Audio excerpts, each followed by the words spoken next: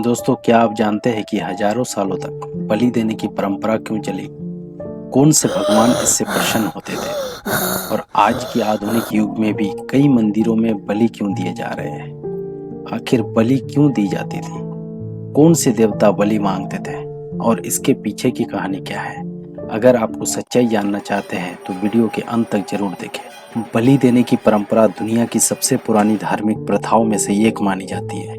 माया और एट्टेक सभ्यता में मानव बलि को देवताओं को खुश करने के लिए सबसे प्रभावी तरीका माना जाता था। प्राचीन मिस्र और यूनान में भी बलि देने की परंपरा थी। भारत में वैदिक काल में पशु बलि का जिक्र मिलता है, लेकिन नर बलि कम थी।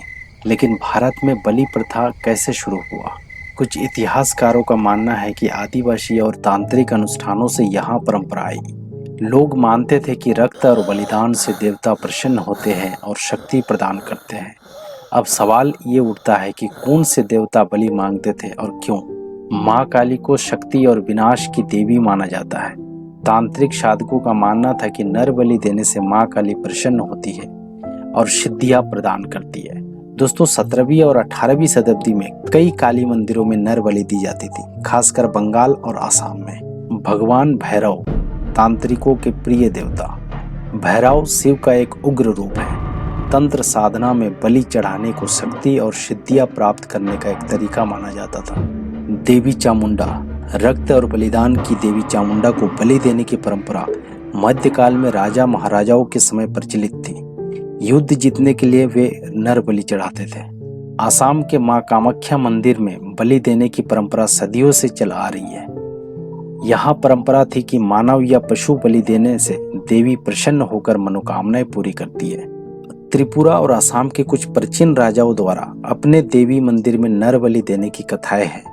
कामाख्या मंदिर को लेकर अफवाहें थी कि यहाँ गुप्त रूप से नर बलि दी जाती थी। 19वीं सदी में बंगाल के कई काली मंदिर में अमीर, जमींदार और राजा तांत्रिक बलि चढ़ाते थे। अंग्रेज के शासन में इस प्रथा को धीरे धीरे बंद कर दिया। लेकिन क्या नर बलि सच में बंद हो गई?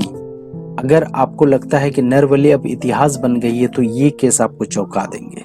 उत्तर प्रदेश का नर बलि कांड। यह घटना 2006 की है। एक तांत्रिक ने धन प्राप्ति के लिए 6 साल के बच्चे की बलि दे दी।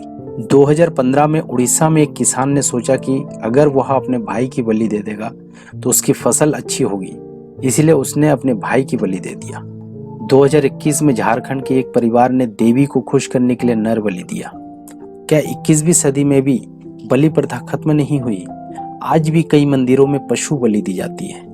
जैसे कामाख्या मंदिर आसाम में बकरे का बलि दिया जाता है। दूसरा त्रिपुरा मंदिर, यहाँ पर भी बकरे की बलि दिया जाता है। नेपाल का गड़ी माई मंदिर यहाँ दुनिया का सबसे बड़ा बलि महोत्सव है जो हर 5 साल में होता है। लेकिन सवाल यहाँ है कि क्या ये सही है? कुछ लोग इसे धार्मिक परंपरा मानते हैं तो कुछ लोग इसे अमानवीय कृत्य कहते हैं। आपकी राय क्या है? कमेंट में बताइएगा। दोस्तों, लोग बलि क्यों देते थे? अंधविश्वास। लोग मानते थे कि बलि देने से उसकी मनोकामना पूरी होगी। तांत्रिक साधना, बलि को शक्ति प्राप्त करने का एक माध्यम माना जाता था। और राजा महाराजा युद्ध जीतने के लिए बलि देते थे। दोस्तों, काला जादू के लिए तांत्रिक अनुष्ठानों में आज भी गुप्त रूप से बलि दी जा रही है। भारत में नर बलि और पशु बलि को कई कानूनों के तहत अपराध माना गया है। आईपीसी धारा 302 नर बलि एक हत्या है। धारा 295A यहाँ एक धार्मिक अपराध माना जाता है। 2020 में सुप्रीम कोर्ट ने पशु बलि पर भी सवाल उठाए थे। अब सवाल यहाँ उठता है कि क्या कानून बलि प्रथा को पूरी तरह से रोक सकता है? दोस्तों, आप सोचिए, क्या बलि सच में भगवान को खुश कर सकती है? क्या यहाँ एक सिर्फ अंधविश्वास है या इसमें कोई रहस्य छुपा है? आपका क्या मानना है? कमेंट में अपनी राय जरूर दीजिए।